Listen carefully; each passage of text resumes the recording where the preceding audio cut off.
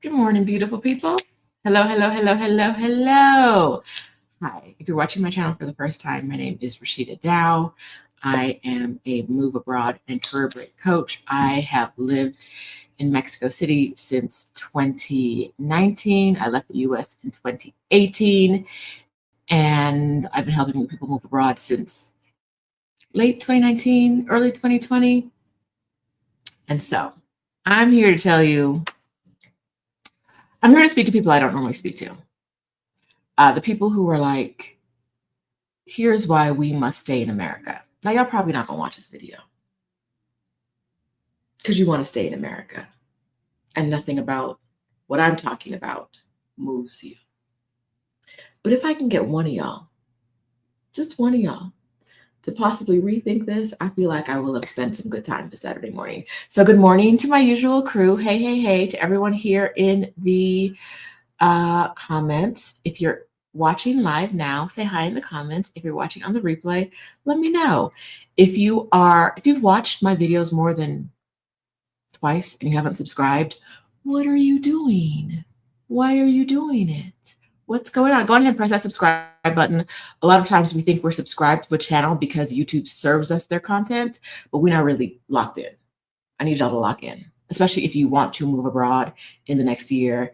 And baby, you should want to move abroad in the next year. So good morning to my sponsor, Stephanie Perry, who dropped me off at the bus station yesterday so I could leave San Miguel de Allende and come home to Mexico City. Good morning to Flor Delia Living and the Tantric Gourmet, who are in my membership. Kay Stewart's here as well for my YouTube membership. Cheryl, PhD, and Jackie. Hi, friends. We are not doing a membership meetup today because in the middle of this, someone's going to come through the door. I have a friend coming to visit me. So if I have to answer my phone and talk a little bit of Espanol while we're live, bear with me. Bear with me. We're doing it. Okay. All right. So as I was getting ready to do this, if you're watching this on a replay, hi as well. As I was getting ready to do this video, as I was thinking about what I want to talk to you guys about, the thing that came to my mind first was when I hear people say, Black people, I'm so sorry, I'm talking to Black people. I'm specifically always talking to Black women. However, if you're a Black man who regularly watches this channel and doesn't say hi in the comments, I'm unhappy with you. I am displeased. You can say hi. You can be here. It's a safe space for you too until you get to acting out. We don't dislike Black men here. This is not a place where Black men are not welcome. But when it comes to people acting up, a lot of times it's y'all. It's y'all a lot of times. So hey, if you're here, Reggie, Derek, Lamar, who I saw all this weekend, Kevin, I saw them all at the Exodus Summit meetup. We allowed men to come. The husbands and the unhusbands of Exodus Summit joined us at our Exodus Summit meetup in San Miguel de Allende this weekend, because I run a community for Black women with Stephanie Perry. And while it is for Black women, I run a community for Black women with Stephanie Perry. And while it is primarily for Black women, we know you're not moving abroad alone. So if the meetup says men are allowed, bring your man. Amina's husband did not show up, y'all. But I can confirm there's a man in Amina's house. If you don't get that, go back and watch some more videos. You'll get that in a minute. I did not see her house first. Now that I think about it, going back a few videos. Good morning, good morning, good morning, good morning. Did any of the men say hi? Do I see y'all? Because they're always like, oh, I watch your channel. I was watching. You ain't say nothing. You can't say hi. Any hoodle. Back on track. We're gonna get back on track.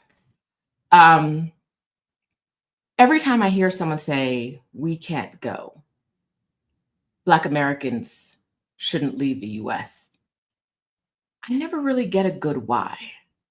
I was watching Stephanie's video yesterday, and a guy in the comments with that half blue, half red circle flag thing that the foundational Black Americans use. I think that's them that use that symbol. So you already knew it was going to be a little scoosh of BS, a little sprinkle of. When I saw that logo, I was like, oh, let's see what's going on. That man said, the Bible says we're supposed to stay in America until God comes. Something.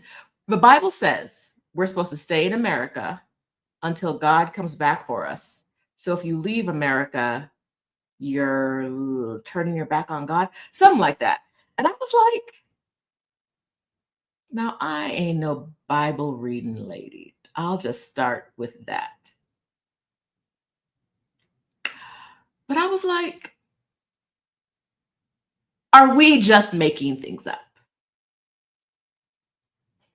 Are we just making things up to justify whatever reason you have for feeling like you can't leave?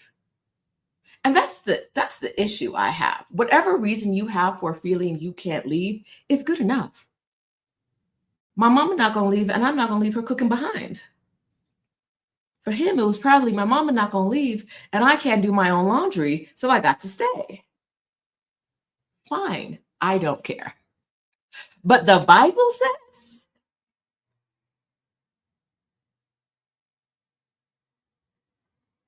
oh, someone else who was there yesterday said he also said store up on beans.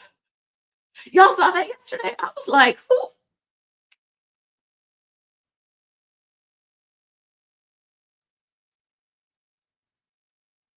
I like y'all.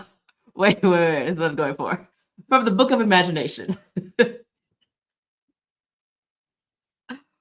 Woo! From the Book of Imagination. Right? What? Y'all are so brilliant and lovely. The Dusty Chronicles.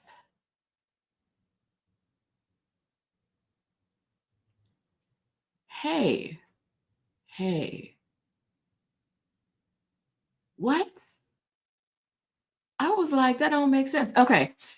King and Queen Turban 8293. It starts with King and Queen, so you already know.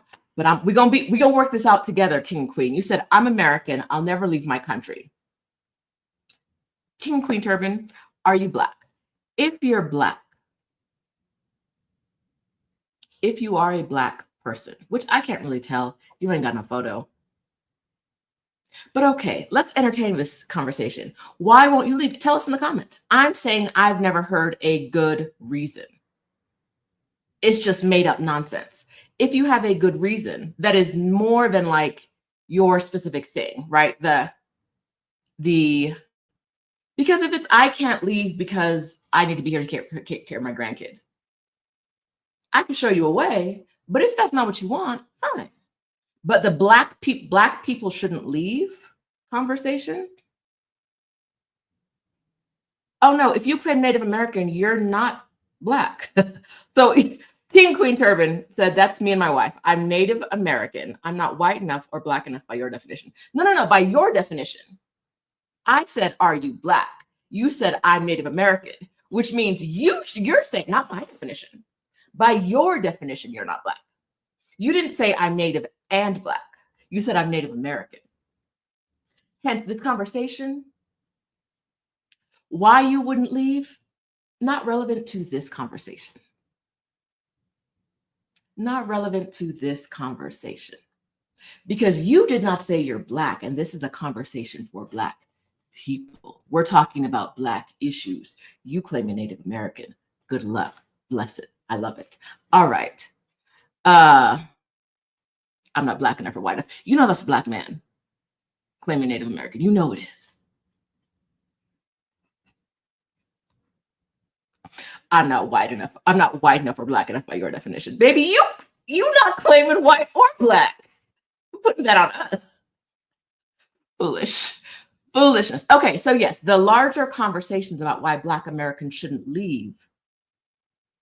Has anyone ever heard some substance behind it, I've heard I'm staying for my reparations.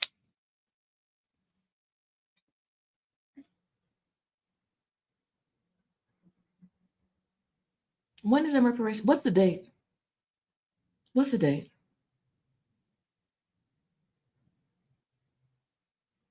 If we did not get reparations in the 90s, in the 2000s, when we had a Black president, why do you think we're going to get it now? And if they do, like Stephanie said yesterday, she has a US bank account. They can deposit it there. They can deposit it there. I still have my US bank account. I'm probably not going to get reparations. But if they are giving out reparations, they can put, we've never, anytime you've gotten money from the government, have you had to, at the moment you got the money, physically be in the country? Did you have to? And what money was that? They don't know where you are. They know where your bank account is.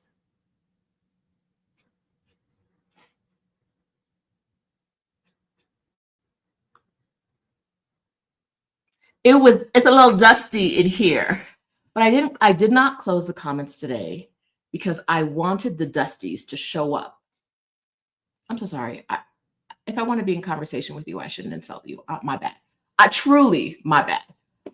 We're going to start over. I wanted people with different point of views to show up. Now, some of these point of views are going to be dusty. But let's have the conversation.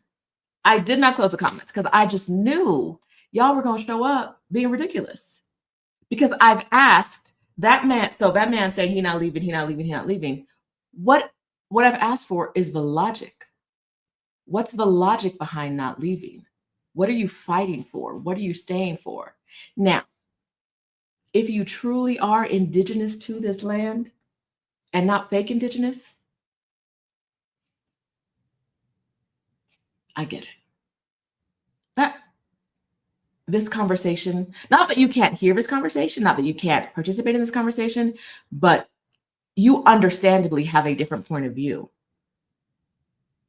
right? I get it. I think you should leave too, because why is ICE trying to get on reservations?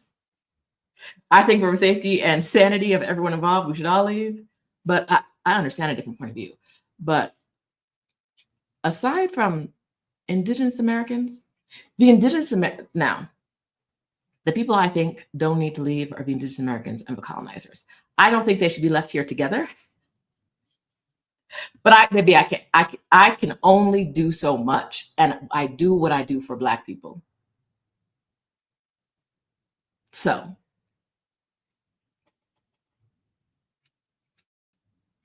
ain't nobody giving you reparations. I saw somebody say, boop, boop, boop, boop, boop. Ain't no money to give, y'all. When there is a change, a significant change in the government, and anyone starts cracking open books, y'all gonna see we are the brokest nation in the world. Holding shit together with duct tape, maybe a paperclip, probably sold all the paper clips. Broke. Ain't no money. Yes. Okay. So one of the other reasons that people talk about is we built this country. We're not going nowhere.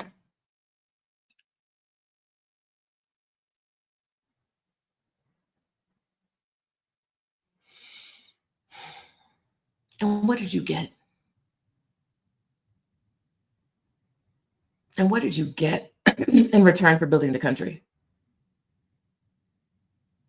Generations of poverty, family separation, a whole lot of murder. Yes, this country was built on the backs of Black people who did not have choices. You have choices. You have options. You can do whatever you want. My family built this country, so I can't leave. You can leave. You may feel like you shouldn't have to, but reality versus what we want. Like, this is not a country that is kind to Black Americans. It is not friendly to Black people. No one, I have never been in the store and someone said, "Oh, you're Black. Your ancestors built this country. Have a free loaf of bread." No one has ever said, "Oh, your ancestors built this country. Go first in line."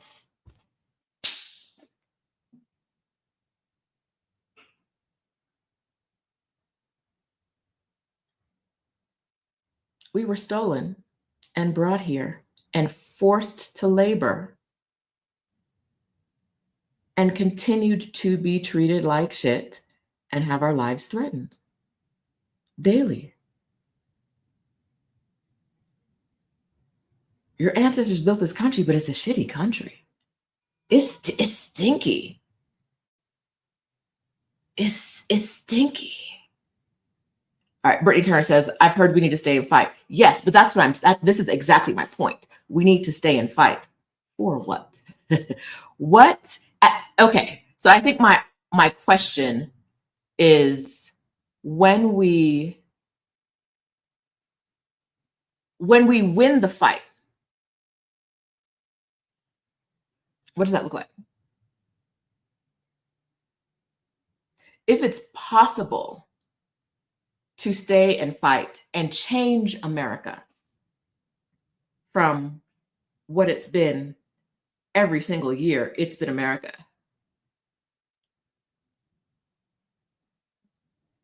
You wanna stay and fight.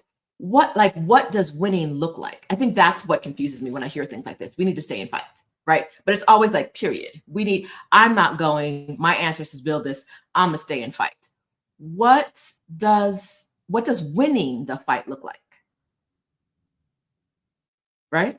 What does winning look like? When are you going to, what's the world going to look like? What's America going to look like when we win? Because we saw it get a little bit better over time. There was a bit for Black people, we're talking about for Black people. There was a bit of an upswing, tiny bits of hope. And now people said, "No, that was too much. Y'all look like you might expect some equality at some point. But equality's not in your future. So let me kick you in your teeth real quick." Y'all said, "Oh, y'all look like you're enjoying living here. Time to ruin that. It's too much. People are getting a little too close to equal, a little too close to equity." What happens when we win the fight? What does it look like? Is it we're going back to 92, 2008, 1976, 1865? What year have you seen? Because I think we need to be realistic and say that what has happened in the past is a good indication of what can happen in the future. What year have you seen in American history that you're like, when I win this fight, when the Black people win, when we stay and fight, what I'm staying to fight for is 1996?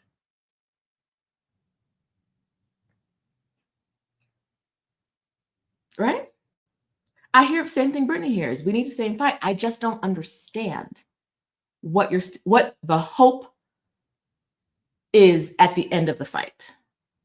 And no one ever talks about it. What do you hope to get at the end of the fight?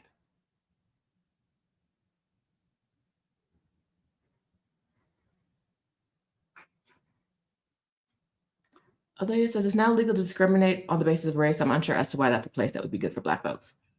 It's legal to discriminate on the basis of race unless they're white. If it's a white man, that's discrimination. Everything else, fine, fine, fine, fine.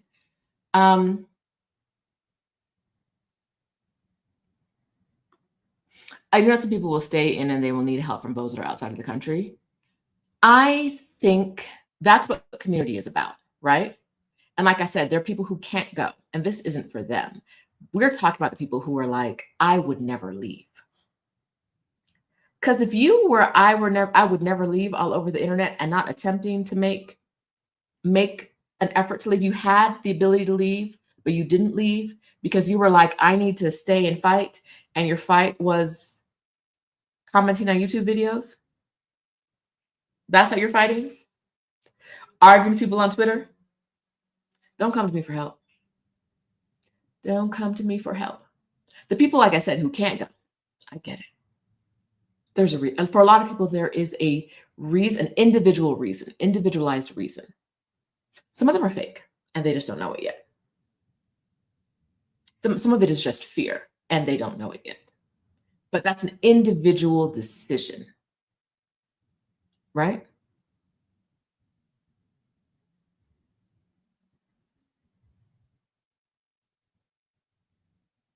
The people who are choosing not to leave,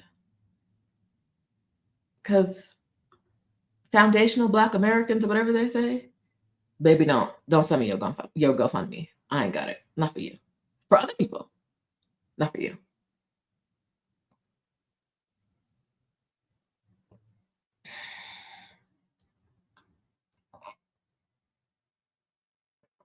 So, are you watching this video right now because you want to leave America and you don't know how to go? If so, let me know in the comments as I go through and see what I missed in your comments. Amina says, that's a large part of why I moved. If my family needs a place to go, I want to be one of the choices of where they can go. Yes.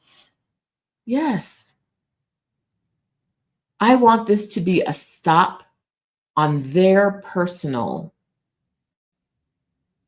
move abroad plan. Yes. But I think we're going to get to a time where it's too late to go. And I'm not saying that's 2026. I'm not saying that's 2027. I'm saying them folks, including white people, are saying that they're coming into America and their passports aren't working because they've been deleted. They're over on TikTok saying my passport was deleted from the system. It don't exist no more.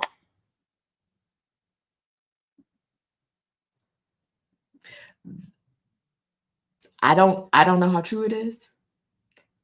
I'm saying most of us can be wiped out with just a keystroke. Our identities. And if they are deleting passports, whether that's accidental or intentional, how long before your passport is not valid? How long before they say you can't leave the country? You need a travel pass.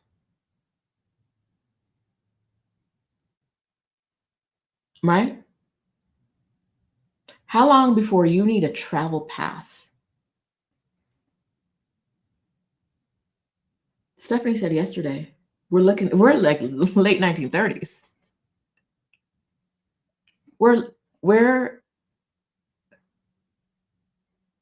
If we're late 1930s, if we're looking fascism in the face, the Nazis are here. Y'all saw in LA that man showed up in a white sweatshirt with a black swastika on it. Funny, it was a hoodie. I almost laughed at this because this man thought it through. When he was talking on the mic in his swastika at the LA City Council meeting, he put the hood up. He got the white hood on. He had the white hood on, wearing the swastika on his chest. And when someone confronted him about it, the person who confronted him was removed from the meeting, but he was allowed to stay. He was laughing and joking and fist bumping with the police officers who removed the other guy because the police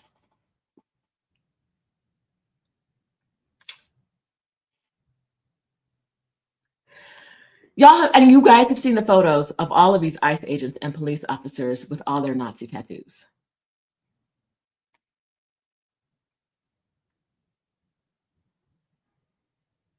The government is only becoming more fascist. The people who have been given the right to shoot you in the face are Nazis.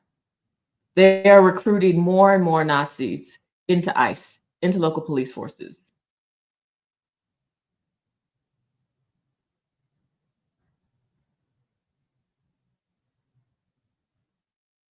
I don't want to get shot in the face by a Nazi. And that's why I don't live in the US. It's one of the reasons. It's one of the reasons. It's not the reason I don't live in the US, because I moved away from the US 7 years ago now, right? The reason I don't go back to the US, I don't visit the US, I don't spend money in the US, I don't spend time in the US, it's because I don't want to get shot in the face by a Nazi and have them be like, well, she was a terrorist because she was walking down the wrong street at the wrong time. Well, because she's Black. She's got a Muslim name. Obviously, she was plotting on us. Had to kill her, right?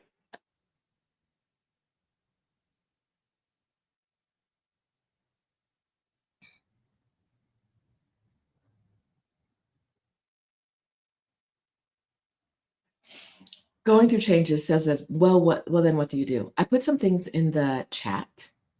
If you're a Black woman, you're invited to join the community that I have with Stephanie called Exodus Summit for Black women who want to move abroad and take career breaks. Now,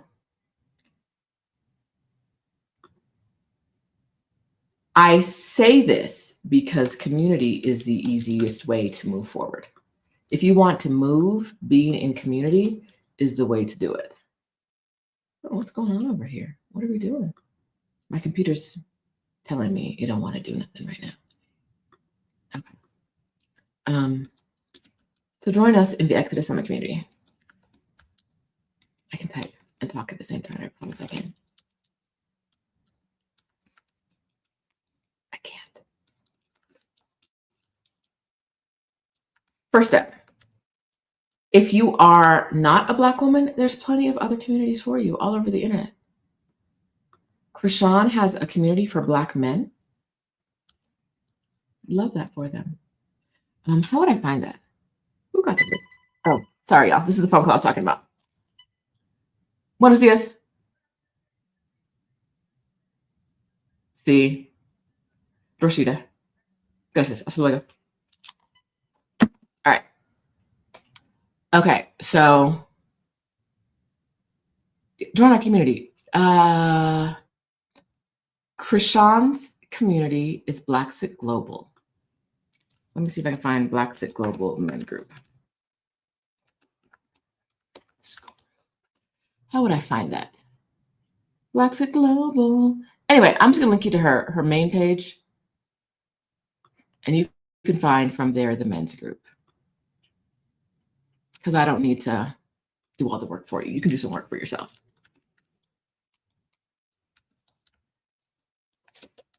Black woman, there's also a space for you over there too. She does an everyone group, I think, and a specific men's group. So Black Sit Global, a great group for people who want to move abroad as well, for another community. Our community, I love it, right? It's a safe space for Black women who want to move abroad, to share what their dreams are, to say, I want to move to Kathmandu. Who knows something or someone in Kathmandu, right? That's why we do it. It's a safe space. And there's no one showing up saying, I would never. Why would you do that? No one does that. Because we're all people who want the same thing. The next thing I asked you to do in the comments is to choose your departure date. I linked to a video that I did earlier about why it's important to choose your departure date and some other first steps to take. The first one was getting in community, because it's really important. If you want coaching for moving abroad, you can join us over in Exodus ASAP. If you're like, no, girl, I need help. If you're at the I don't just need like community, I also need someone to like hold me accountable and kick me in the butt when I'm not doing what I need to do. Oh, stop it.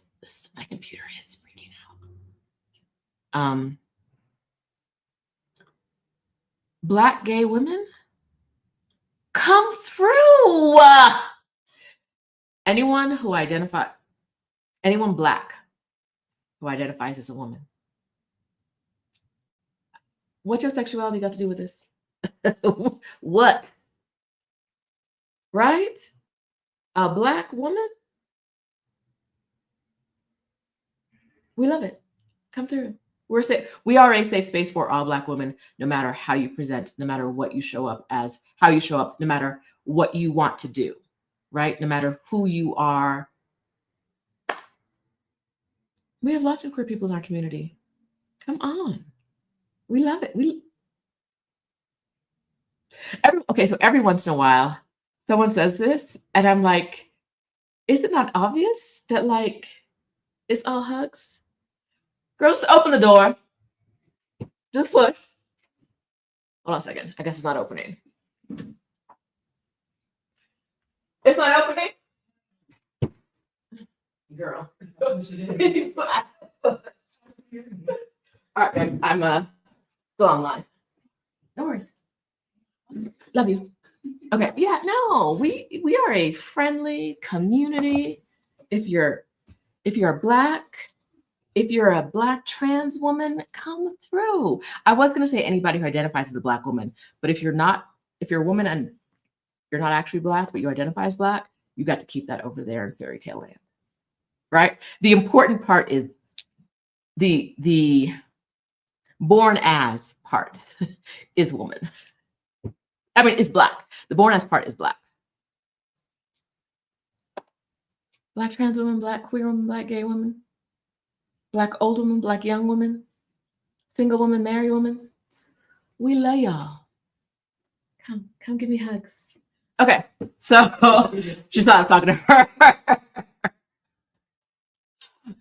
No, it's very friendly. Definitely drop the information for Exodus Summit.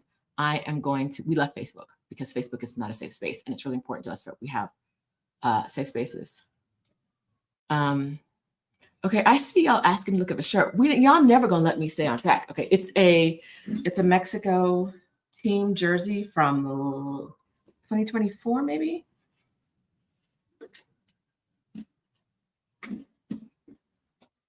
That's it.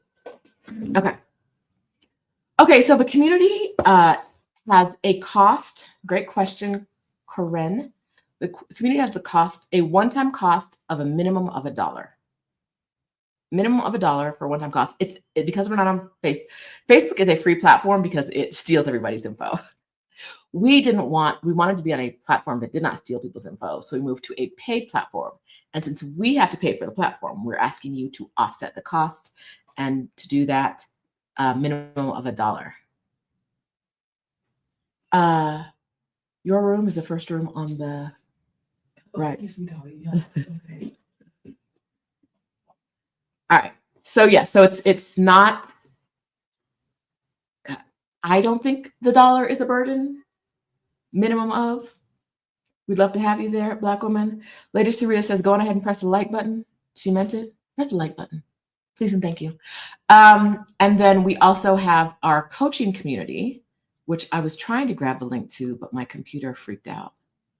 And then, oh girl showed up at my door.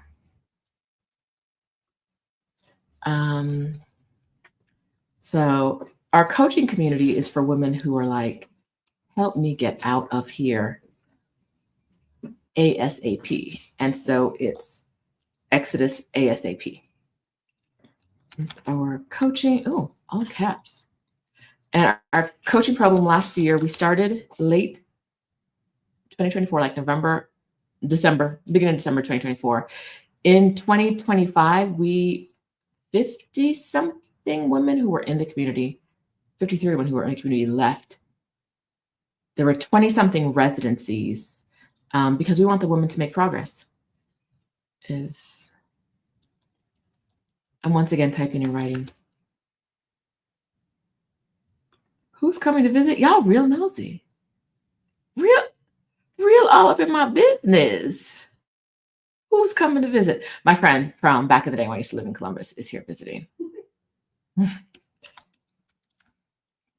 So if you need accountability, if you want accountability, if partners, if you want coaching, if you have questions, if you need help figuring out your budget or where to go, how to get there, how to stay there, Exodus ASAP can help you with all of that. I'm going to drop the link, and then we're going to get back to my computer. It's saying I don't know what's going on. Okay, so Stephanie also reminded us that the Exodus Summit community does meetups in the US and around the world. We love it. We just had a meetup in San Miguel de Allende. We had 22 women, 4 men.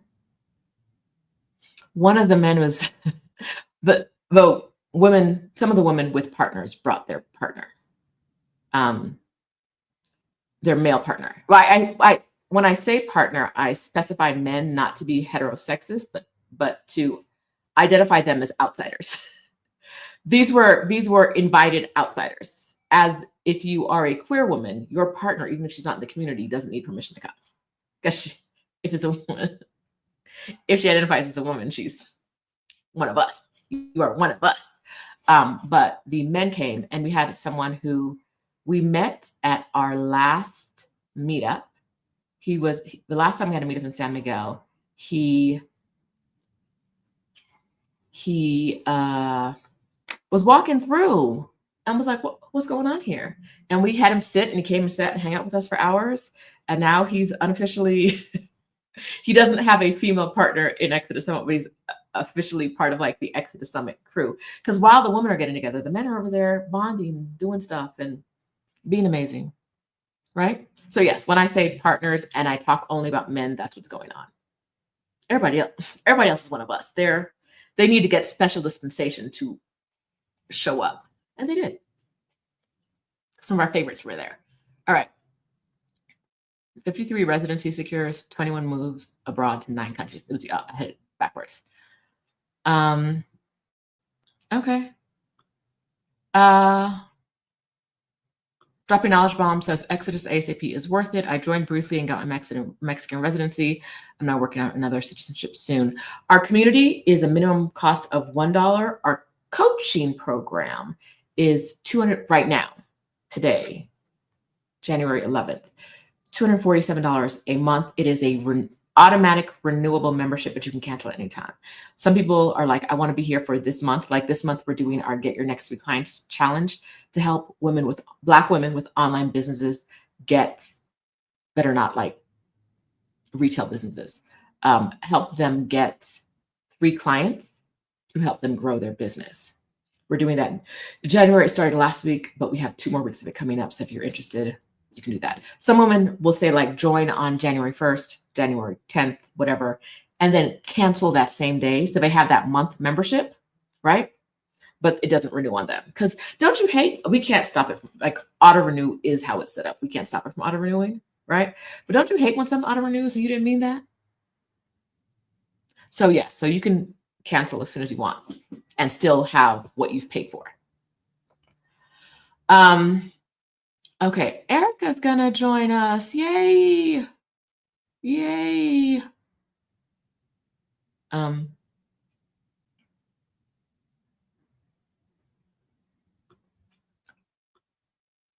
One of the things, so the reason we do the Get Your Next 3 Clients challenge, and the reason we've done Exodus Summit is our online event in the fall that helps Black women move abroad or take career breaks. We've done it 60 years, and 2 of the years have been about making money, because making money is a thing that comes up the most, right? Are the strategies for finding remote work opportunities or starting online businesses in the Exodus Summit recordings? In the past, we did a lot about remote work opportunities. This year at Exodus Summit, we really talked about much more about starting an online business.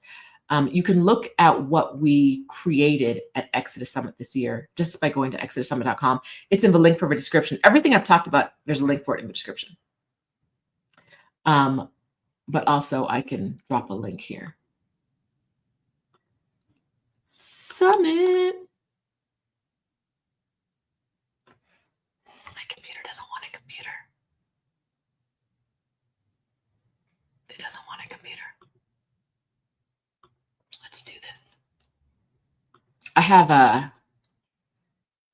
add-on, a Chrome add-on that copies the links. All the links I've ever copied, it has them in there. And when I need to find one, I just type in a keyword and I can find the link, exactly what I copied, whatever. Really useful if you're like, what was that link I needed? I copied it, but I don't know what it is. I use that, but I have over 4,000 links that I've copied. So I think it's moving slowly. Here we go. Stephanie's much faster than me. So we talk about how to get money there, how to make money, how to start a business that has money. If you look at this and none of the ideas sound like they're of interest to you, don't buy a ticket. But I have seen everyone who attended the summit and tells me about a session they liked says that session alone was worth the price of a ticket. Every single person who has said, I liked the teaching session, that alone, teaching abroad session, that alone was worth the price of a summit. The tax session, that alone was worth the price of a session. A beautiful woman did a session on how to figure out how much money you actually need when you live abroad, how to plan your move abroad budget. Her name's Rashida. And I heard on the streets that alone was worth the price of a ticket. So even if you're like, I don't need all these things, I only need one, that alone is worth the price of a ticket. And we don't sell them solo. So come on, get what you need and leave the rest. See, here they come. See, I'm going to talk about this. I told you, whenever you see this little logo here, this half blue, half red, it's going to be some bullshit. I have never, ever, ever seen this. I have never seen this thumbnail and not see the comment be some bullshit. Ever.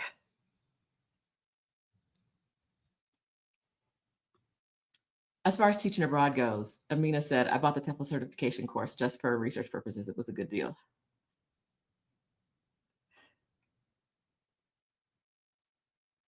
Listen, we're going to tell you. Sabrina says the past summit was great, helped me a lot.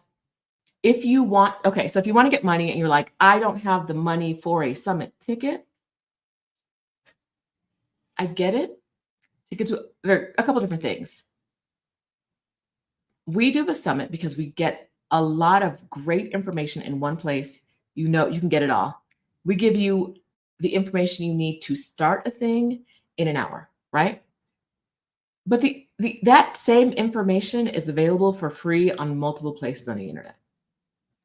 I can't tell you how good it is or how honest it is, but you can get online and do some research. I almost did. What's her face? Let's do some research, mamas. You know who I'm talking about. The little Latino girl who was rapping when she shouldn't have been rapping. Anywho, let's do some research, mamas. What is her name? Jane the Virgin. If all of that went over your head, I'm so sorry. I cannot add more context to it. That's all I got right now. Anywho, get online, figure out if there's a type of work you want to do, and then look at the people doing it, right? Exeter Summit, I'm always going to tell you Exeter Summit because we're going to boil it down, make it simple, make it plain, give it to you straight, right? That's what we're here for. But if you can't afford a ticket, don't let that be the reason you don't start making progress. You don't start doing your research. Okay.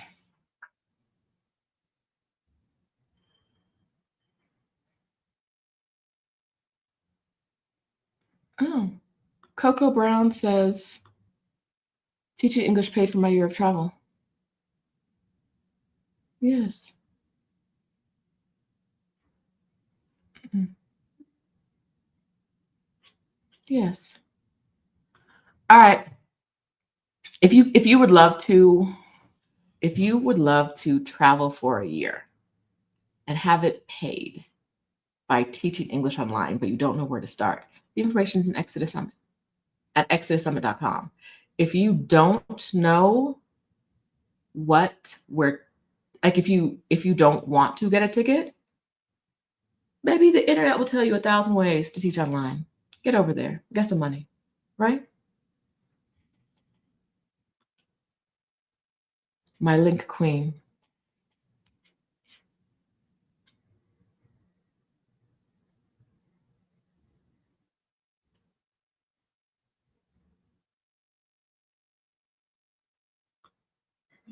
Okay, so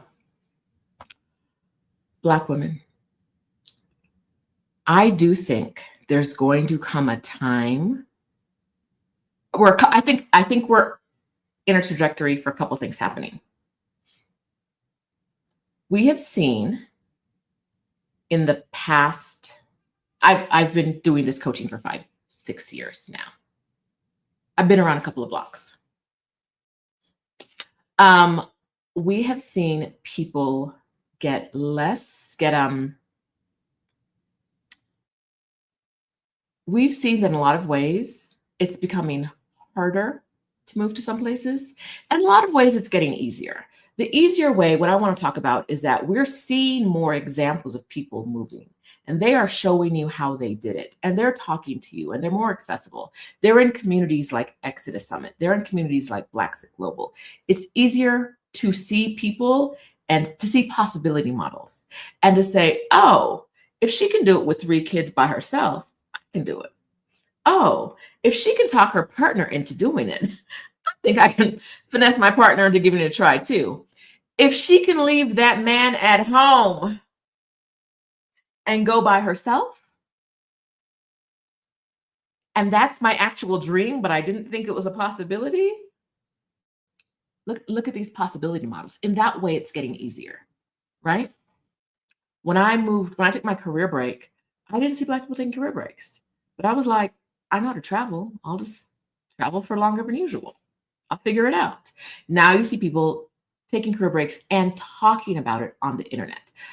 That's the way move abroads and career breaks have gotten easier. However, in some ways it's getting harder, right? Mexico, this is the first year in probably 10 years or more, maybe closer to 15, that the amount of money you need to have saved or invested in order to move to Mexico has not gone up.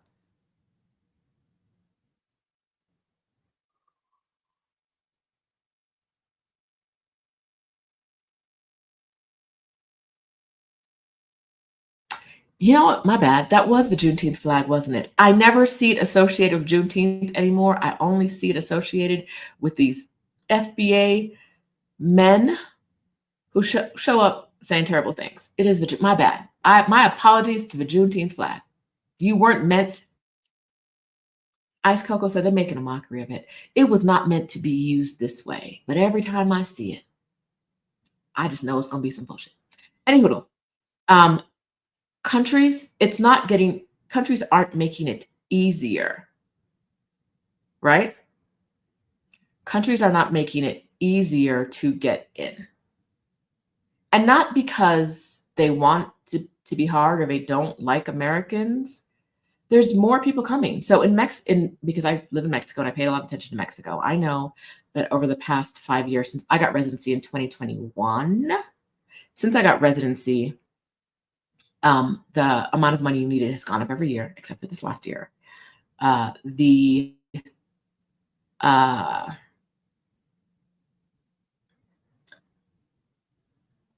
It's harder to get appointments in the consulates in the US, right? So you need more money. It's hard to get appointments. And then they're often throwing in new challenges, another hoop to jump through. That's not on paper, right? You get to the consulate, and now they're like, we need to know that you'll be able to, this job that you work remotely, We need a letter from a job saying that's not nowhere in the requirements. But now you need a letter from my job saying I can work remotely in Mexico?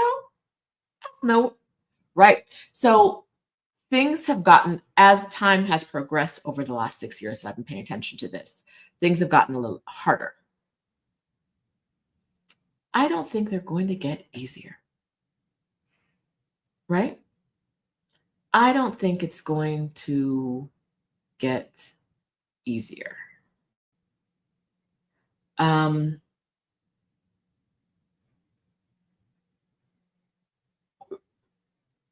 the American government is not good at making friends. How many countries in the past year have been like, oh, Americans didn't need a visa before, but now y'all need a visa, or you can't come at all? What country was that? That was like, y'all can't come. And I get it. I'm not saying they're wrong. I'm saying that's a country you can't move to now because you can't even visit it. It was a possibility before. It's not a possibility today. And that's in reaction to how the US government is treating them and their people. And they have every right to do that. And it is fair. I'm not complaining about their decision. I'm saying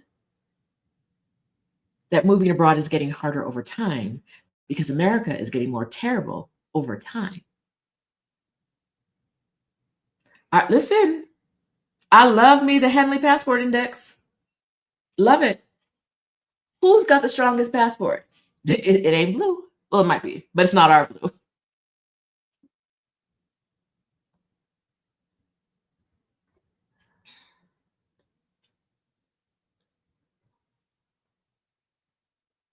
Listen, Halisi spoke at Exodus Summit 2024 about the rise of fascism, and she said, get out now.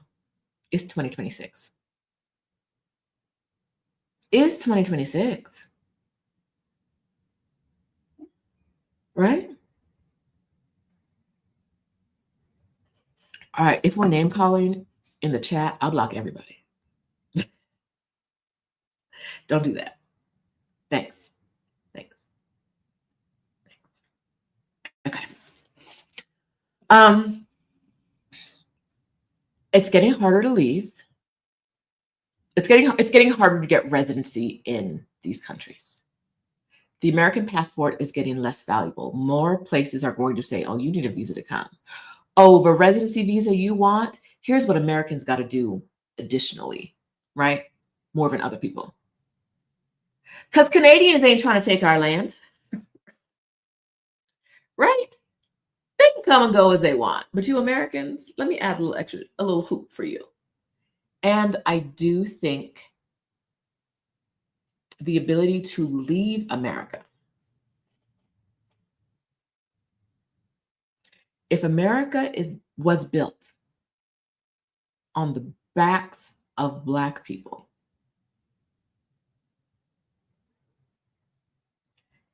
and the effort at hand is to make America great again, it's going to be done on the backs of Black people. And if you're not volunteering for it to be your back, you are going to be conscripted into some kind of involuntary servitude. Whether that is you're going to get arrested for jaywalking, for your music being too loud, for being Black in the wrong place, and now you're in a labor camp and or they lease you out to the Burger King. So now you're working at Burger King and not getting any of the money.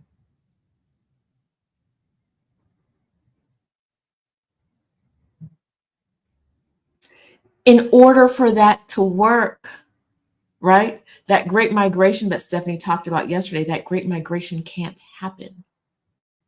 Because if the Black people are leaving,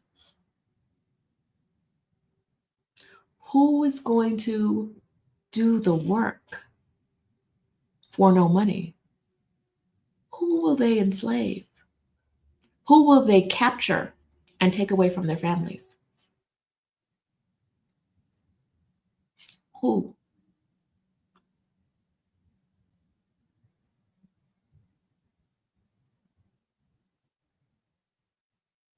Look at Big Rob, the expat mentor, a man here commenting. Thank you, Big Rob. U.S. will not get better. It's only going to get worse from here on out. Here on out. Get those passports and prepare. Yes. Yes.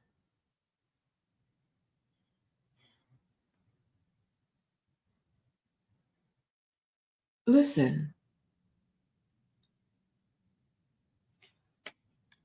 Between, like I said, between deleting passports and we are going to have closed borders.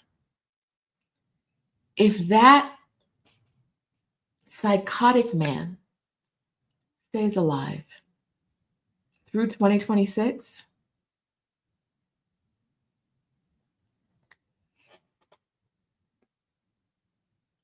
your passport won't be enough for a travel pass, or you'll need something else. I see it coming. You want to leave your home, you need a pass. You want to go somewhere besides work and work on the plantation and home? You want to go to another state? You want to go to another country? It's going to be like, here's why passports, I can see the rhetoric now. The illegals have been getting passports, and so the whole passport system is fraudulent. The Somalis, well, they would say Somalians, but the Somalis have been getting passports illegally and selling them down at the swap meet. So now nobody's passport's valid unless you do these things and apply again. And baby, when you send in that black photo, your passport's not going to get approved. Your new passport, or however they do the system, it's not going to get approved. Just like we can't trust the voting system, so we shouldn't vote anymore. Just like that man said, if you vote for me in what year was that? 2024. If you vote for me in 2024, you'll never have to vote again. That's what he told them people. Because by next year, they're going to say all voting. Next year, 2 years, probably 2 years before the next election is supposed to happen. No voting. It's too fraudulent. They're going to be like, remember Miami last year was like, we decided we're going to stay in power for until next year. We were supposed to do elections this year, but your elected officials, decided we're not going to do no elections this year. We're just going to postpone them to next year. That's what we're going to have. That's what we're going to have. And so that's what I expect from the government, a postponement of elections, and then a reason why we can't have elections anymore. Nothing's real in this country anymore. Nothing is real. Yeah, midterms are this year. I think midterms are going to be fine. I think if he's alive for the next election, he's not going to let the next election happen.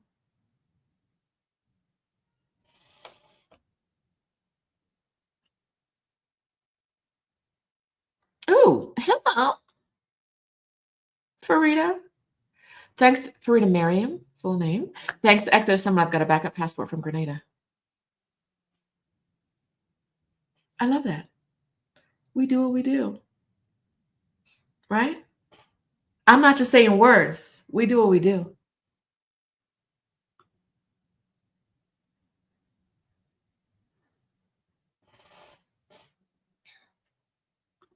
They gonna steal your labor.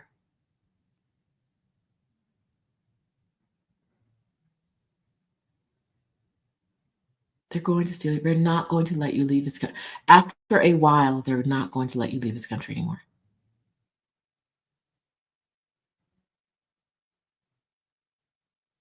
And then what?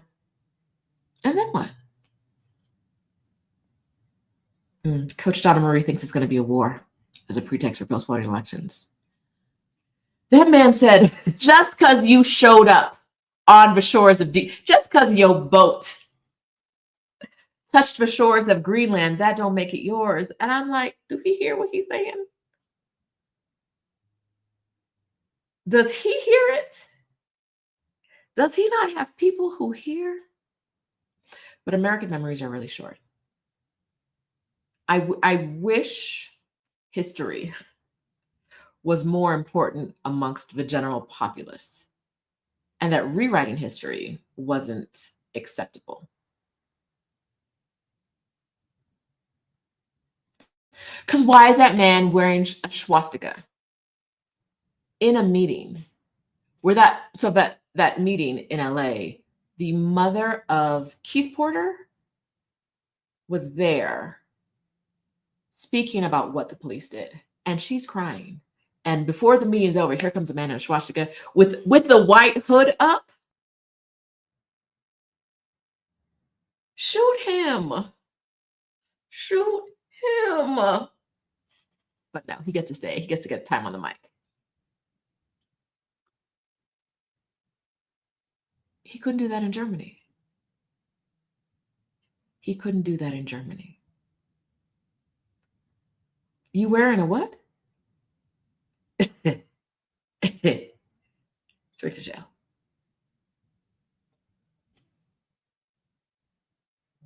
And you're here in America. Here in America, we're criticizing genocide is anti-Semitic.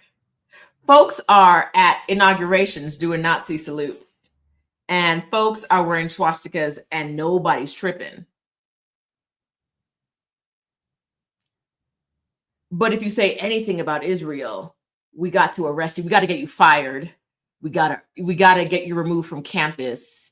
Your people are losing their visas to be in the US because of criticizing a genocide where they've killed tens of thousands of children, not even counting all the humans. But the people walking around in big symbol, were the man doing the salute on stage, he was just sending love from his heart. I don't listen. My Jewish brothers and sisters, I am very confused about what's going on in your leadership. Now, it's not my business, so I'm going to stay out of it. I do what I do over here. But I am very confused about where I see the critiques publicly and where I don't see the critiques publicly. But y'all got it. I know some of y'all are confused too. I know it. What are we doing? What are we doing?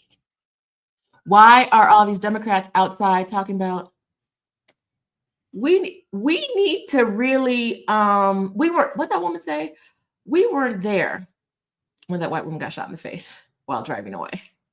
So we don't really know what happened. So we need more time to figure out what happened.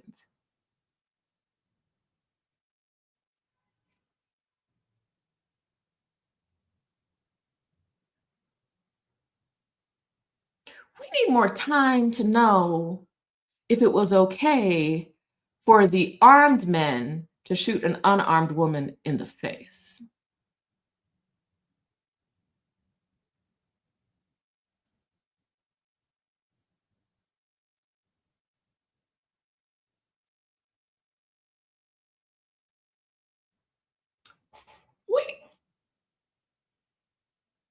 How do we let's not overreact too quickly.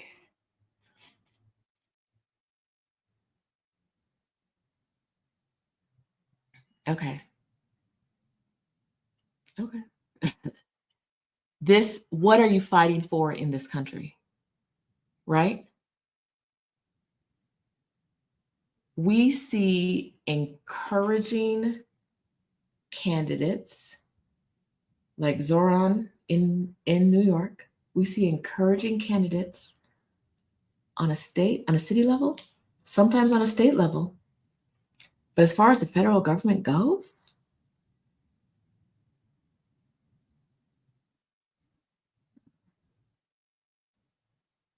and they're the ones with the power, what are we doing?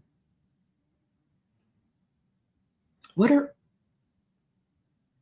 What's going on? What are you fighting for? What is going to happen when you win? I keep asking this because no one will tell me. No one will tell me, what do you get if you got to stay? If your theory is that you need to stay to fight, and Black people should not run, they should not leave. Every video I make, here comes somebody telling me I'm a big dummy and I'm leading y'all down the wrong path. And God said, and we were here first, and all whatever they say. What do you win? What do you get when you win this fight? And what is your timeline for winning it? What's the strategy? Like, even leaving out those logistics, leaving out the logistics of like, how are we actively fighting it? And like, are we at war now? Or is that coming up? All I hear is stay and fight. What do you get at the end? This country is broke and ugly. Ugly. He ugly and he ain't got no money. What are you gonna fight somebody for? Ew. Ew. And he hit you all them times. He's broke, he ugly, he hit you all them times, and you gonna fight somebody for him.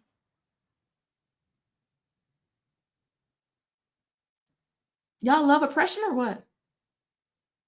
Right. Venice Styles says, I think 500 more years to do it.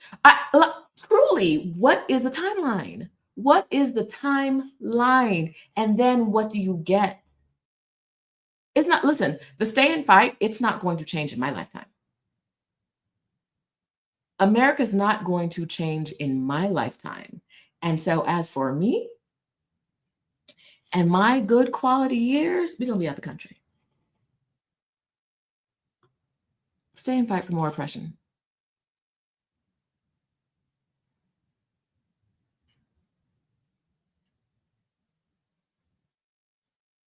Stay for more oppression. A little bit. May I have some more oppression, please? May I have some more redlining, inequality? Can I be first in the draft for the war? Because, baby, those wars, World War III, as always, it's going to be Black bodies on the front line. As always, it's going to be Black bodies on the front line. May I have a couple cups more of racism? Please. What are we doing?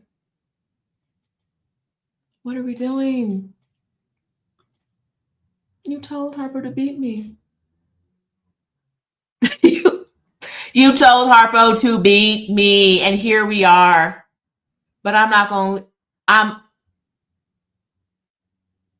to stand beside him.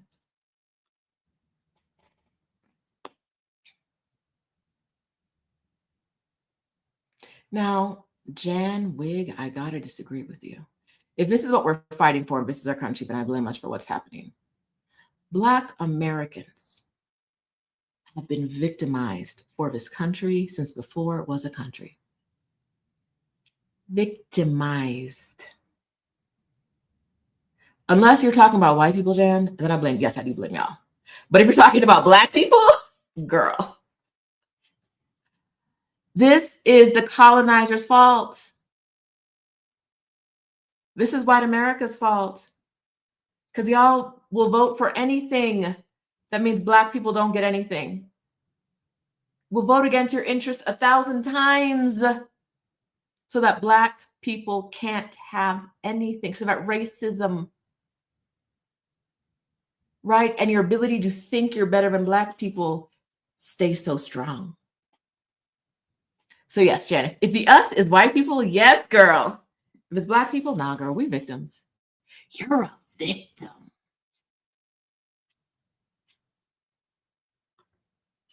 Oh, it is really, okay, so we have so many people here in the chat. I would love everyone who lives abroad right now. If you live abroad right now, I want you to drop in the chat where you live and if you would ever move back to the US, or if you would move back to the US in the next 10 years. Would you ever? Hi, my name's Rashida. I live in Mexico City. I will never live in the US again. Unless they come to new lands and steal some old people and drag my carcass back to the US, it ain't gonna happen. It's not for me. All right, look at the chat. I was talking to Stephanie the other day. So we be talking. And one of the things we talked about is that when we tell other Black people that our life is so much better abroad, oftentimes there's so much, from people who are kind of new to this concept, there's so much skepticism, right? There's so much skepticism that your life could actually be better. It's so much better. It's so much better.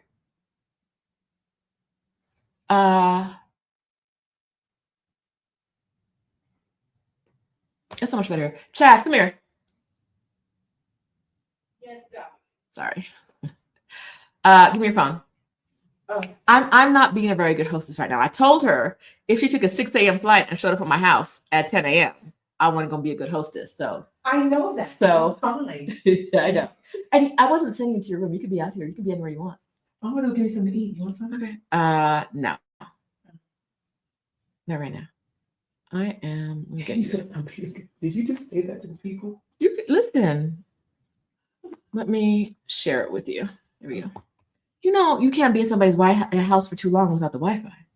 You got to get the Wi-Fi. Thank you, babe. And baby, you need a charger. Yeah, I'm charging in your room. Okay. All right. My room for the day. Your room, yes. Okay.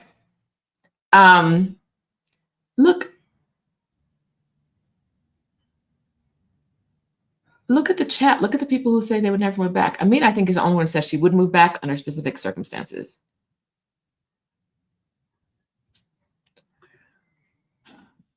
It's such an interesting thought process, and I actually like it. I like to think we are conquerors, and therefore we need to leave before they want to re-victimize us. If you made it here, if you made it to 2026, your DNA has survived some shit. As a Black person, anywhere in the world, if you're as a Black person anywhere in the world, if you have made it to 2026, your DNA has survived some shit. Your DNA has conquered some shit. But yes, girl, they gonna find a way. They gonna find a way to get more free labor because Elon Musk could be richer if he didn't have to pay factory workers. So how do we get him factory workers he doesn't have to pay? Right? So not everything can be done by a machine, or they would have everything done by a machine. How do we find him factory workers he doesn't have to pay?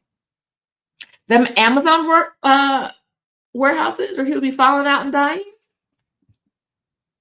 That bald man and his tacky wife could have 17 more yachts if they didn't have to pay actual employees. So how can we find them a group of employees they don't have to pay? Prison labor is always the first thing on the line, right?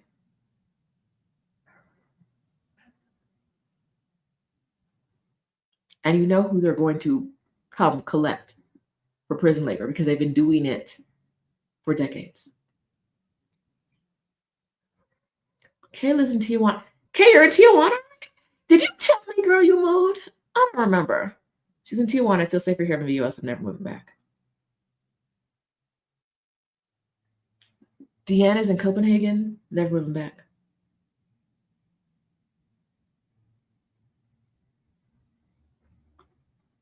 Deborah is 72 in Puerto Vallarta.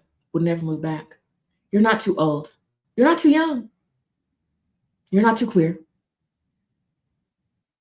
You're not too trans. You're not too poor. You're not too rich. You're not too Black.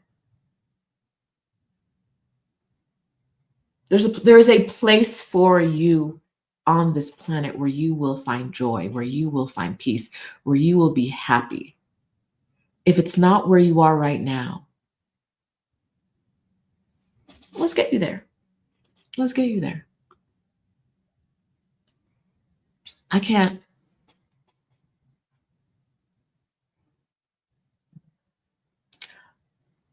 I love y'all. And I'm saying that I think that if you don't feel at peace mentally in the US, if you don't feel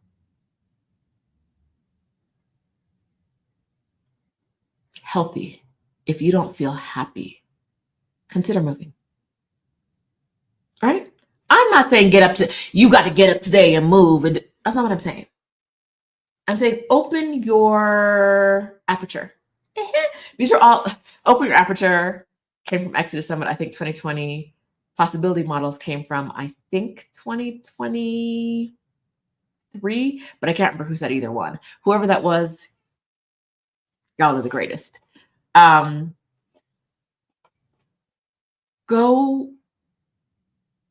Go find a place where you feel safe. My nervous system, someone the other day said something, oh, I need to move. My lease is up and I want to move. I get to move. And so someone said, you seem so calm for someone who doesn't know where they're living in 30 days. And I was like, I only do calm. My nervous system in Mexico City specifically, is fine-tuned to like calm and chill.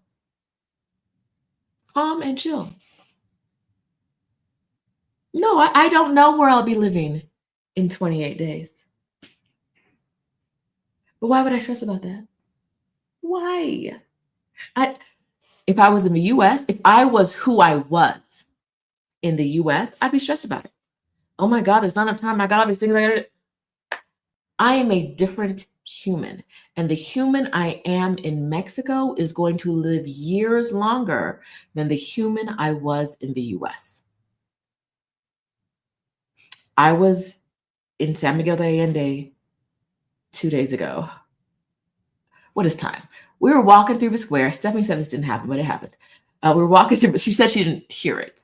It happened. Walking through the square, and these women in uniforms walked up to us and said something. And we weren't expecting it. And so we were like, wait, what's going on? And they said it again. And they were the tourist police telling us, hey, y'all. First of all, in San Miguel de Allende, they'd be like, Black people. Not everyone, of course. But our experience, and in most of Mexico, my experiences are really positive. Being Black is a positive, not a negative. In most of my interactions. What's going on that I can't see? I don't know her. But in most of my interactions, I see a lot of positivity about being Black. San Miguel de Allende, there's a very, very large number of white people. So when they see foreigners that are unwhite, they're like, hey. Anyhow, the police were like, hey, we're the tourist police. If you need anything, we're here. Girl, we live in Mexico. We're fine. Right? That was our response. Oh, no, we're fine. We live in Mexico. We got this. And like a number of the people who were with us I've been in San Miguel probably like 20 times. Like, yeah, no, I got this. We're fine. We know a town. But just that idea that like, this is what I'm saying. I saw the police in uniform. They approached me and my nervous system was like, hey, girl, what are we talking about? What's going on? Right? What? It was like, hi, new friend, not what are you doing here? There was no fear. In America, when approached by the police, whether that's getting pulled over in a car or anything like that, my nervous system was like, I've told you guys this before, but last time I got pulled over by a cop, I kept repeating to myself on the freeway, on the side of the freeway, this is not how I die. This is not how I die. This is not how I die. And I wasn't being dramatic. Like, this is what I needed to tell myself. This is not how I die. This is not how I die. I was driving a car with no plates with, at the time, possibly questionable registration. It was my company car. It was so like, It had just arrived off the boat from Germany. Someone handed me the keys. I didn't ask any questions about the paperwork. I just took the keys. The little Z4 top down was doing a big loop around the 270 in Columbus, Ohio. I didn't ask any questions. The lady said, here's your car. I took the car. And then I was like, is this registered properly? I'm not reaching the glove box until that man tells me to. But when I reach in the glove box, will I have enough of the stuff that I need? This is not how I die. This is not how I die. This is not how I die. Here in Mexico, the cops are either avoiding me because I might ask them a question, which would require them to like work. And they don't get paid enough for that. Or they're like, hey, you're here. If you have any problems, just come to me. We're hanging out. You see us right here on the corner. This is what we do. We're here to help if you need anything. And literally, it wasn't like, oh no, what does she want? What's going on? We were just like, she walked up to us and said it so fast. And we were out of context. We weren't expecting anything. So we had to be like, hey, can you repeat that? And when she repeated it, we were like, hey, friend, we know where you are. It's fine. It's fine. It's fine.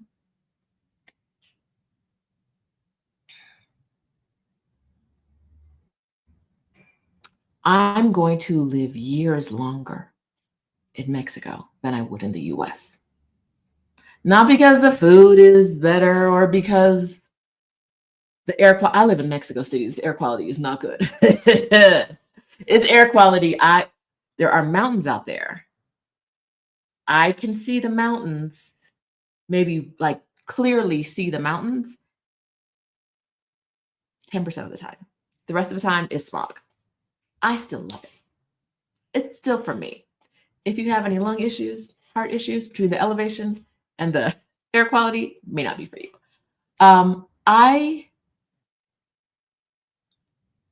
I'm going to live longer here because I am less stressed, because I feel comfortable, because the government's not going to kill me.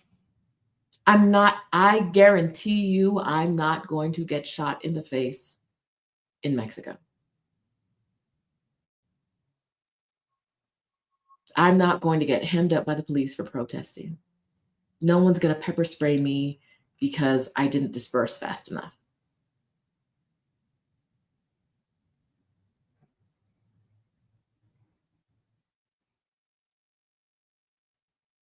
You don't have to have your head on a swivel or be hypervigilant. And until I didn't know that I could live like this until I left the US and I traveled the world for a year. And about the first few weeks, I was like, go, go, go, go, go. And then I started to sleep and I didn't realize how exhausted I was. And that's something that most people who leave the US talk about.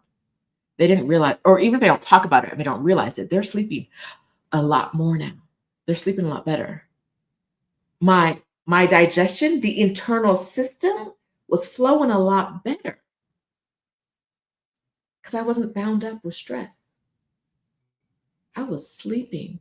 I was pooping. I was smiling. Right? I didn't know what it was to drop your shoulders, unclench your jaw, and be able to get through a full day without your shoulders being at your ears, without being stressed or upset about something. A full day? While working in corporate America? I didn't know her, right? Until I left the US. And so that's why I'm saying. So Stephanie and I talked about this. People don't really believe how good it is. I had all them people tell you where they are and if they'd come back to the US. Look at the replay comments. Look at the replay comments. You'll see people are happier where they are than in the US. And we're not making it up. We're like, years ago, we got a comment on our YouTube video that a man, it's always a man. It's not all men, but it's always a man. Some man was like, y'all are just, he accused us of being a lesbian cult that was kidnapping Black women from America. And I was like, first of all, they come voluntarily. But second of all, like, I'm not here to convince you to go. I'm here to tell you that life is better and to convince you to try to figure it out for yourself. right?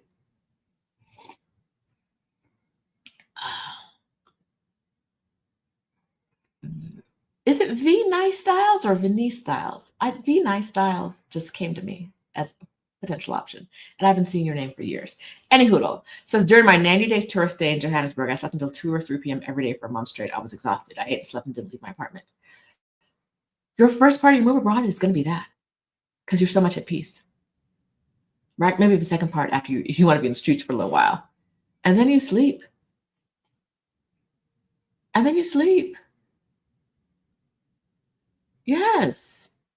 If you want to be part of the lesbian cult kidnapping women from America, come through.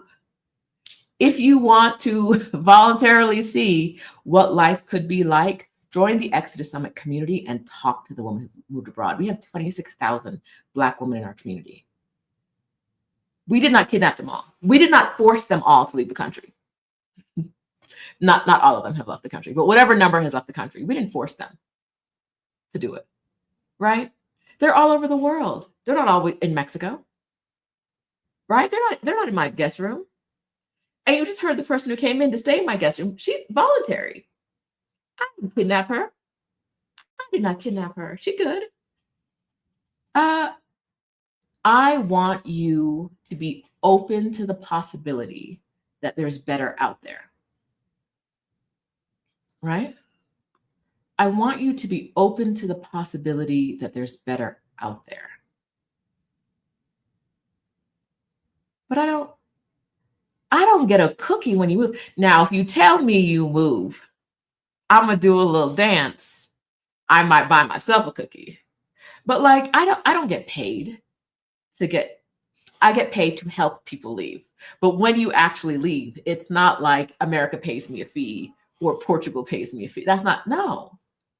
I help you because you want to be helped, right? Exodus Summit helps you because you want to be helped. I want you to know that we collectively are not lying about feeling safer. There is no city in the US that I have ever spent significant time in that I feel safer in than Mexico City. And Mexico City has 23 million people. It's big. It's a lot of people. I feel safer here than any city in the US.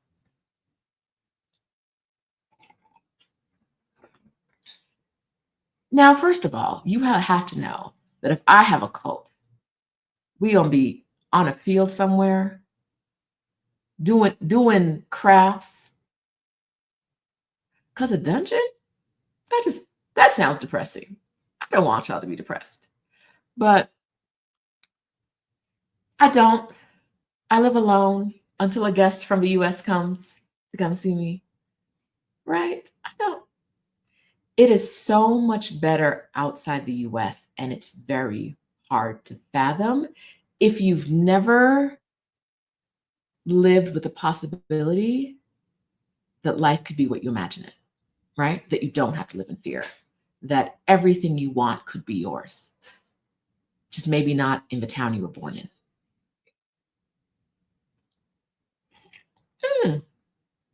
Okay, ladies to read it, we might be onto something. A soft life cult?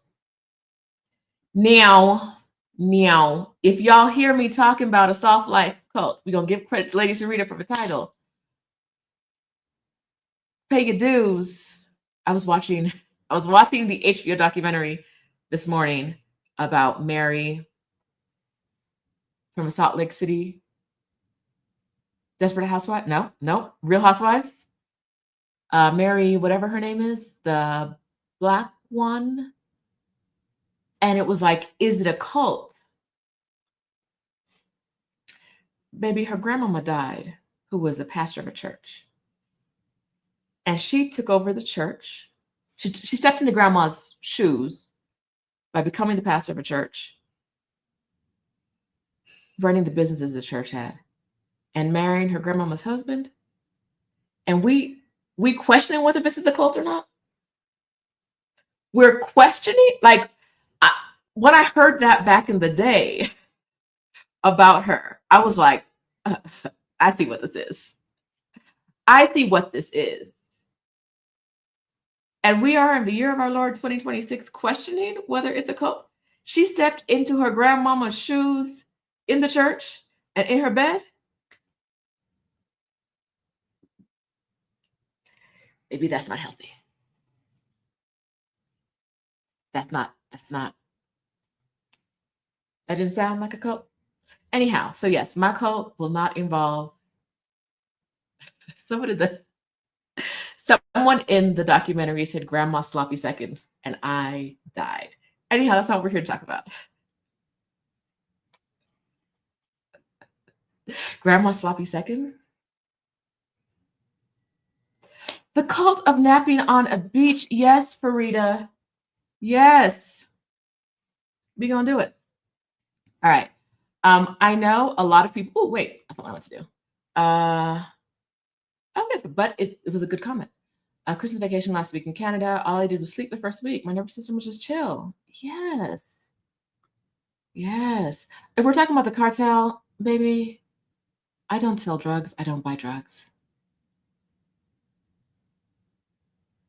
Marijuana is decriminalized in Mexico. So that doesn't mean bring it in pounds. That's not what we're talking about. We're saying if the police see you using it here, they're not going to do anything to you. So if that's your drug of choice, Mexico, like I said, don't be crossing the borders with it. But Mexico is not a bad option. If you need some heroin or some cocaine, I listen. If that's the buying and selling drugs you do, I don't know how much you got to do before you end up with the cartel knowing who you are. Right? I don't know. But for most people who just do a little occasional, you're never going. Why would the cartel care about you? For the shoes? By the dough for the shoes? I'm leaving. Yeah, by the dough. Oh. Hold on one second. Give me a second, guys.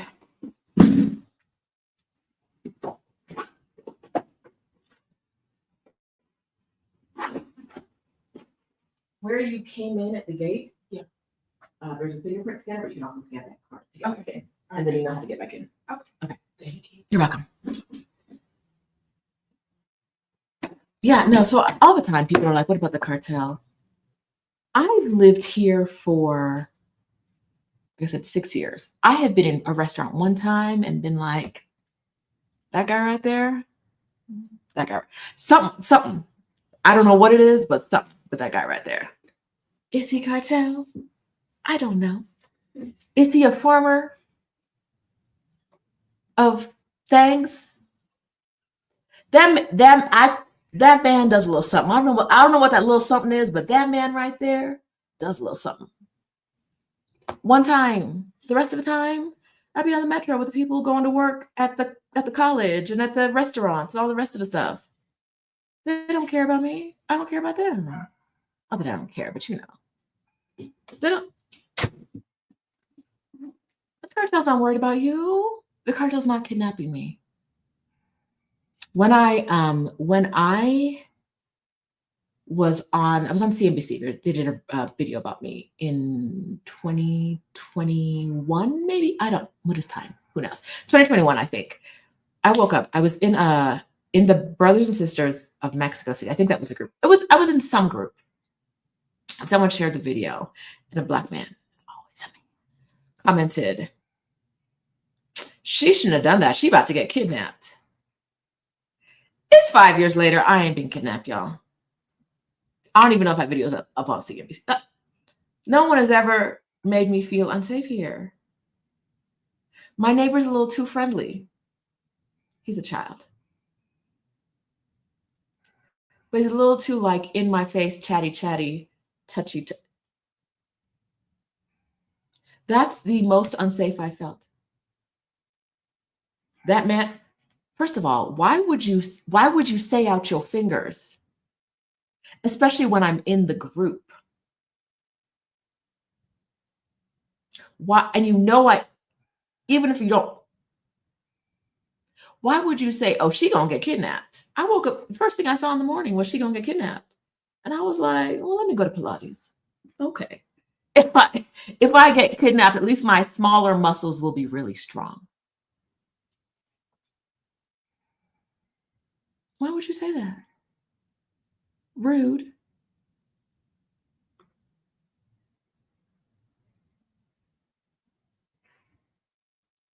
They out here doing business and minding their business. Make sure your business isn't their business and you good. You good. It's 5 years later. I have not been kidnapped. Nobody cares about me. I was in a restaurant with Stephanie yesterday, 2 days ago. Older Mexican woman was walking in ahead of the rest of her family. She saw us, she locked eyes and said good morning at least like 3 times. She needed to make sure we heard. The smile from her spirit, she was excited to see us. Good morning. Listen, de buenos dias. She excited for us, happy for us, to be glad to see us in her country. There was a whole bunch of other white people in there. She didn't say nothing to them. They didn't get a single good morning. They didn't get a wave. They didn't get a smile. When she walked in and saw us, she was like, "Them's is my people." I know she wasn't Afro-Mexicana. As far as I can tell, straight Mexican. But happy to see us. And I'm like, this is what I get. I don't get the I don't get the cartel. I get the abuela, right? I don't get people being like on the online, you'll see like, oh, foreigners leave Mexico and blow, you're ruining. You don't see that in person. In person, people be like, hey, tell me your story. How long you been here? What's going on? Hi. Where are you from? I tell somebody I'm from California, they're going to tell me about the time they lived in San Diego and how great it was, but they never going to live there again. Yes, we family. We're here.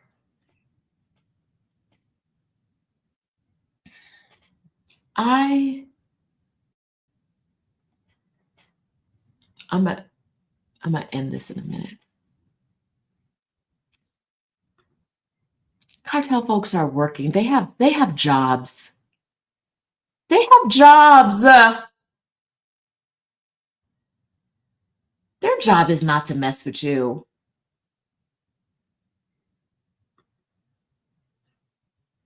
Their job is not to mess with you. I have not gotten Mexican citizenship yet, and I don't know if I want it. I have permanent residency, so I'm allowed to live here for the rest of my life.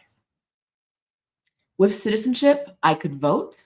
I could denounce my US residency and only have Mexican residency, but there are like 3 other countries or 4, but I could get residency in pretty easily.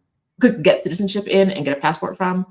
And one of them, the UK, is definitely stronger than the Mexican passport.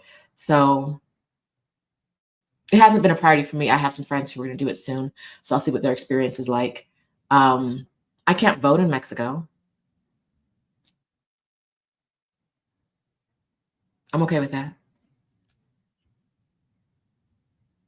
I'm okay with that. So no, I don't have citizenship yet. I don't know that I want citizenship, but like I said, I have the permanent right to reside in Mexico.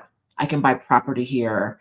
I can do all the things Americans want to do. I can do here except vote and protest. I can't get involved in any political activity. So if they're protesting, I can't. I need to be not with them.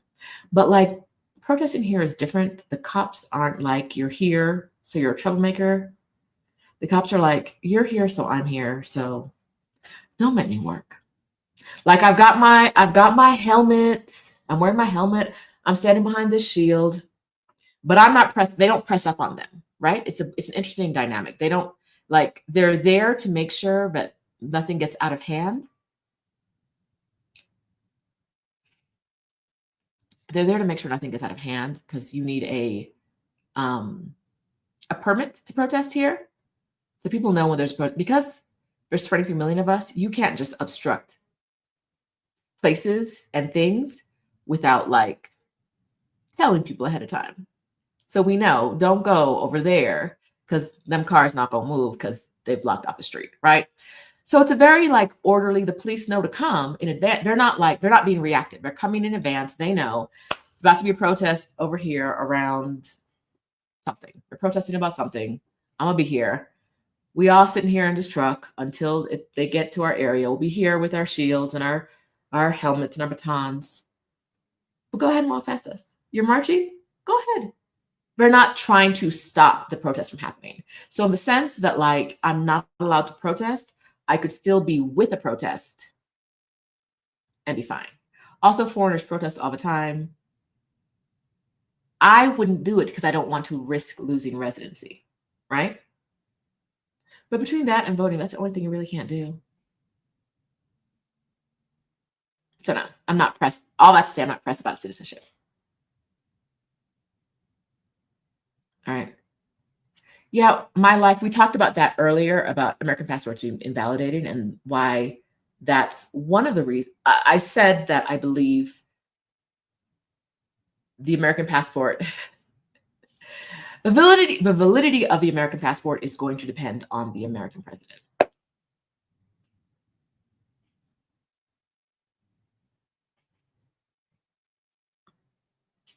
In big ways, maybe not today, but I think they're doing tests. They always do tests. This is the test of what happens when we want to invalidate the passport of someone who's from here, because either they said something or they did something and they voted the wrong way, whatever. Lady Rita says, go ahead and hit that like button. So.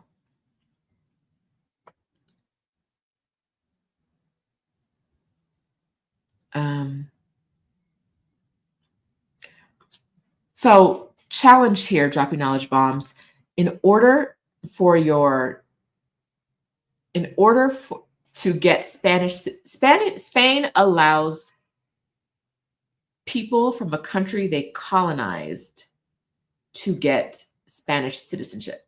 I believe they have to give up. I think they have to give up their original citizenship when they get Spanish citizenship, but don't quote me on that. But what you can quote me on is this is not for naturalized citizens. So if I became a Mexican citizen, I could not do that. Would have to be a born Mexican citizen. And I don't know if I have to also be born to Mexican citizens. But this is not something you can do after naturalization. You have to actually be you have to be a victim of Spain, is the best way to put it. If you were a victim of Spain, you can get Spanish citizenship. But as I was victimized by the UK, me personally was victimized by the UK, I would not qualify for this. I would never say that. I'm not going to tell you there's no obvious anti-Blackness anywhere in the world.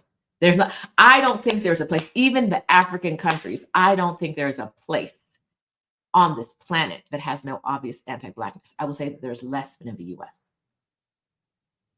I will say that when I go in a store, I'm generally not followed. I can walk into the Gucci store and I get helped immediately. I can walk around the swap meet and nobody's hassling me. Right? I do not get hassled by the cops. I feel safe. And I appear as a foreigner. And because I am not,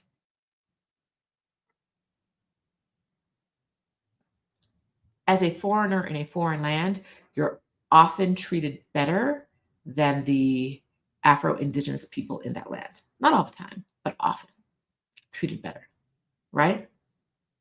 The Afro-Indigenous people in that land. It's not fair. It's not right. I can't change the planet, right? It's anti-Blackness, but you're a different Black. I will generally get treated better than an Afro-Mexican person will. If I was in Colombia, I'd probably get treated better than an Afro-Colombian person would if I wasn't in an Afro-Colombian region, right? They fortunately still get to have some regions.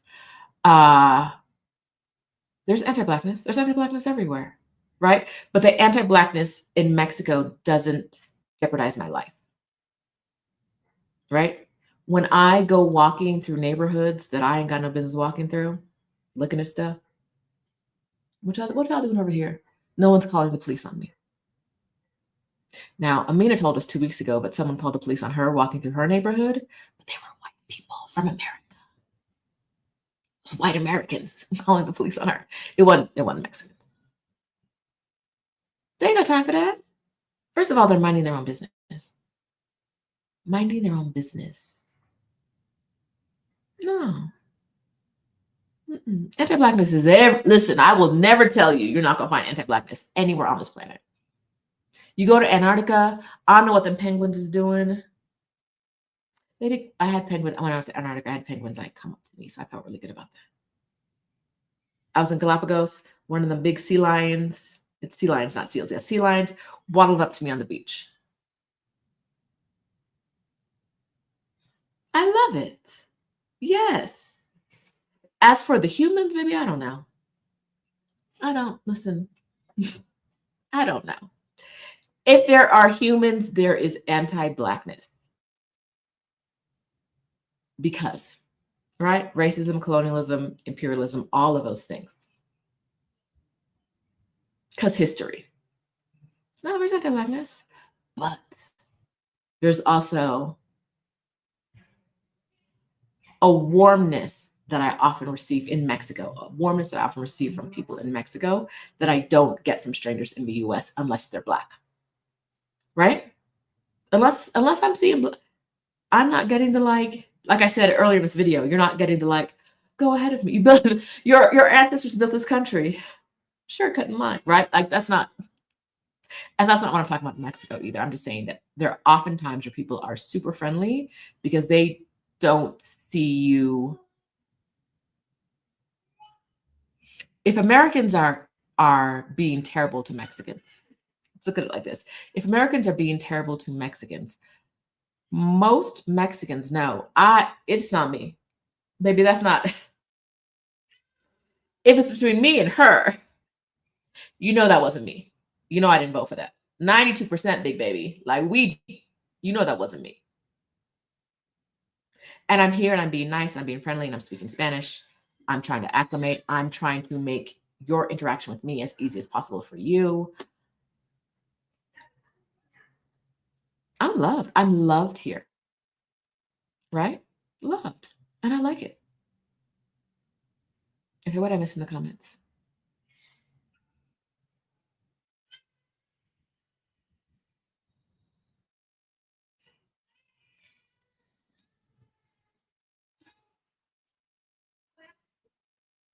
Okay, drop a knowledge bomb to say you can get even after naturalization. Google is saying it. I hope that's not an AI response. I hope that's not the top AI response. First of all, you know how I feel about that. But also, I like to see when someone has shown me it worked.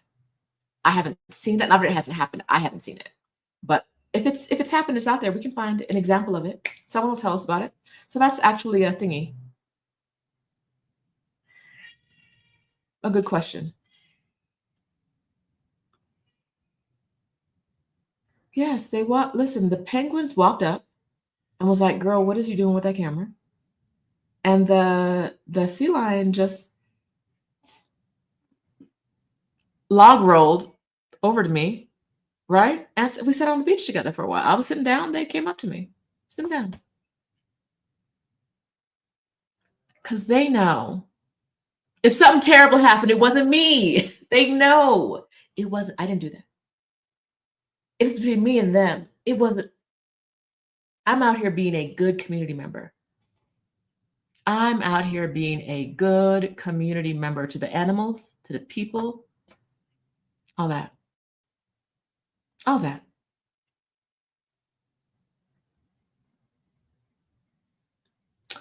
Okay, friends. Have you liked? Oh, you did hear a baby because my front door is made of paper. And so if anyone's making noise in the hallway or the apartment across the hall, you hear everything. For a long time, I thought I was hearing a baby and it was a puppy, but I think that was actually a baby.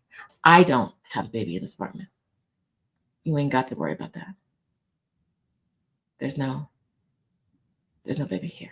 But yes, you did hear a baby, because if I'm having a conversation at this level in the hallway, everyone walking by, everyone I walk by their door, they can hear everything I'm saying. They hear everything. So, yes. All right. I'm going to wrap this up. I've told you already. If you're a Black woman and you want to leave the US, join the Exodus Summit community. There is a one-time only fee of a minimum of $1. We wanted this to be affordable. If you want to give more than $1 because you know we're going to give you all the great advice and stuff, you can do that too. Minimum fee of $1 to join us in community and to spend time with other Black women who want to do the same thing or have already done the same thing. Imagine that. Spending, like, how many opportunities in this world do you get invited to a place where people have already done the thing you want to do or in process of doing the thing you want to do? Not a lot, right? Because a lot of times that would be seen as like the competition. We don't do that. We do collaboration. We do, how can I help you, sis? Come through. The question was asked earlier if queer Black women are invited. Absolutely. Bring your magic. There are other queer Black women in the community who can help you figure out maybe some good places to go and some not good places to go based on their own experiences. We want it all. If you have a partner, if you have kids, you can still join. Don't share your account with your husband because he's going to come on here and say something stupid and now you blocked. Don't, please. You need to have a photo up to join. If you don't have a photo that shows you are a Black woman, not a cartoon, not an AI created image, a real photo of you, you don't get to get in because it's a safe space for Black women. And how do we know you're a Black woman? You show us. Okay. So if you want to be in community, you want to see what people are talking about. You want to see the conversations. You want to see if this really is possible. Exodus Summit community. You can find us at exodussummit.com/community. If you want to get advanced coaching so that you can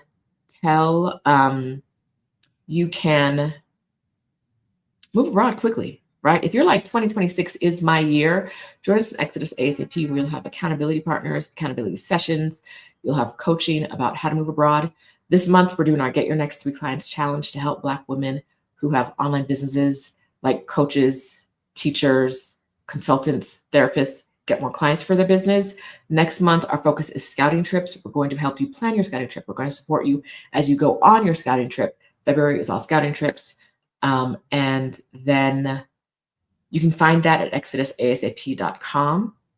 If you want to know how to make the money to move abroad, check out exodussummit.com. Our last summit in October was about making the money you need to move abroad. It's called More Move Abroad Money.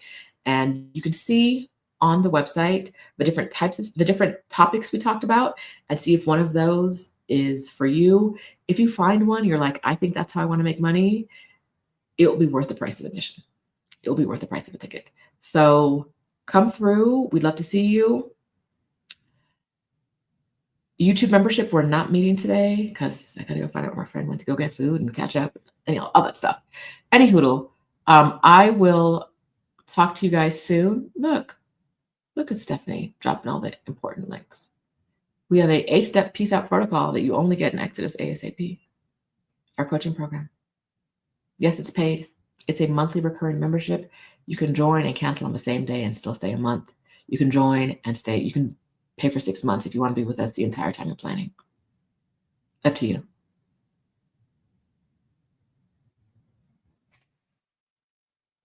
Uh, 8 paws and 2 feet. How can you get your picture to us? You try to upload it, it won't work. Email us at hello@exodussummit.com. All right. Nos vemos. Thank you, guys. We love you. We mean it. Oh, we're going to Ghana as a community in June.